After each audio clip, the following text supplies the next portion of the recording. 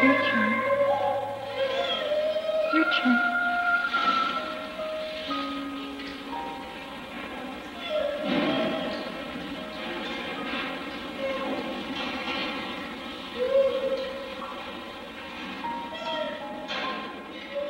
His behavior changed so radically when the testing started. When he was first acclimated to the ECG ward, he became much more submissive and fearful, and as the weeks progressed, it was harder and harder to get him to even focus on me. He would be sort of scattered and looking around at different things.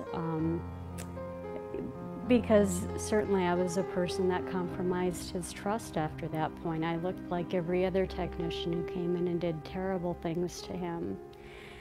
But when I see him, it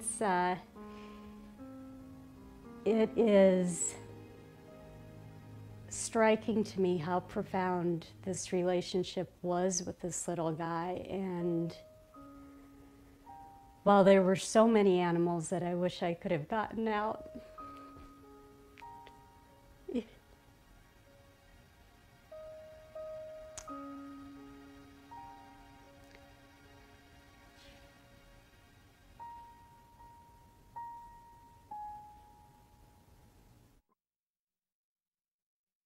My name is Dr. Jerry Vlasic, and I'm a trauma surgeon working in the Los Angeles area. My job is to take care of patients that come into a major trauma center that have been injured, maybe in a major car accident, or perhaps have been shot or stabbed. As a physician practicing on the front lines in the trauma centers of Los Angeles, I can tell you that I see a lot of suffering every day. I see people suffering from their injuries. I see people suffering from diseases. And it makes me more acutely aware of other suffering because animals suffer very much like human beings do. That said, I did do animal research for a year. I experimented primarily on dogs.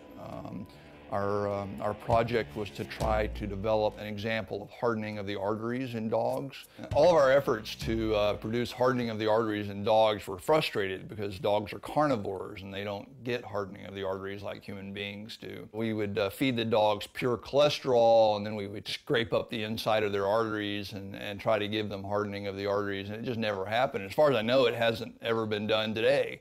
So that was basically a year of laboratory research in my mind that was wasted. The vast majority of all animal research is never, ever useful for treating human health issues.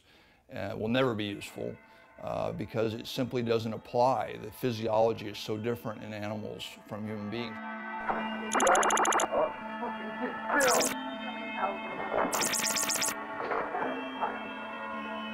I haven't got the patience today, I really haven't.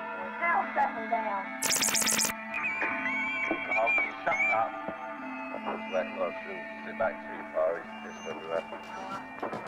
We always used to joke about the fact that, what are we doing with these animal studies? I mean, why are we studying animals? I mean, this doesn't tell us anything about what's going on with human beings. So there was always kind of a feeling that anyone that was doing an animal study was really sort of not really making a contribution. It was a way of maybe making a living, but it really wasn't something that we would use. I mean, I would never take a study that was done on animals and use that information to treat a patient. No matter how many rats and mice and rabbits and dogs and non-human primates a drug is given to, ultimately it's given to that first human being.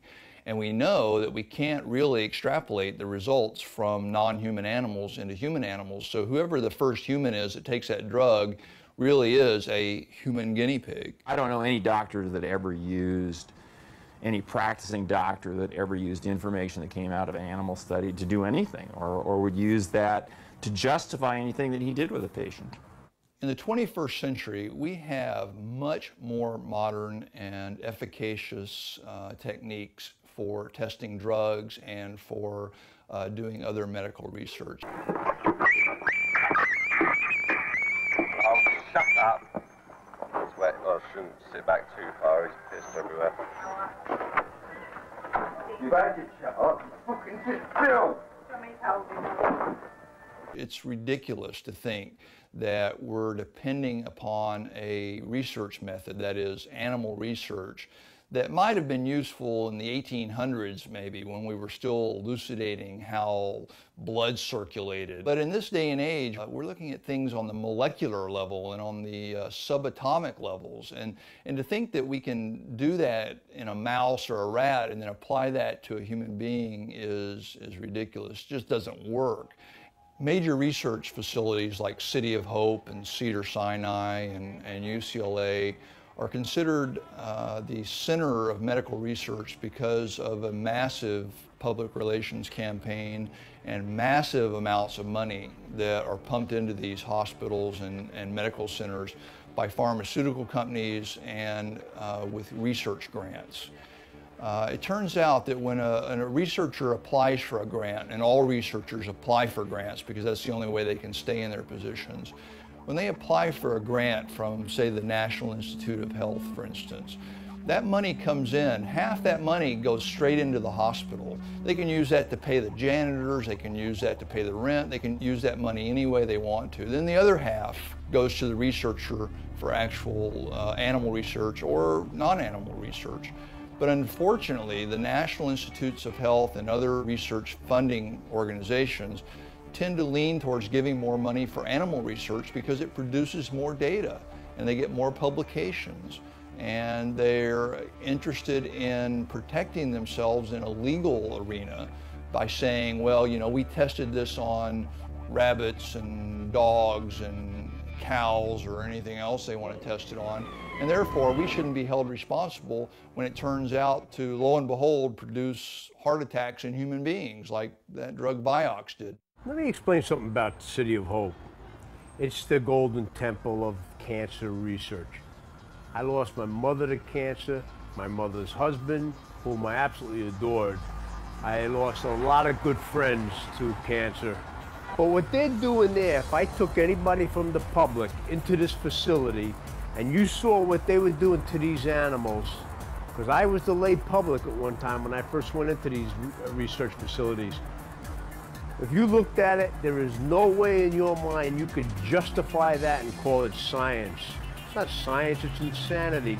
Ruthless, I think, is the word. When I interviewed Bill Maher for the TV show Celebrity Justice, I learned he was a free thinker who doesn't have any fear of making controversial remarks. So he takes on issues that other people in the media are afraid to take on. And he has taken on this issue of experimentation going on at Columbia University that he says is a perfect example of unnecessary and hideously cruel animal experimentation. Some of these experiments are having to do with finding out, how bad nicotine is for you. Like we need to do that.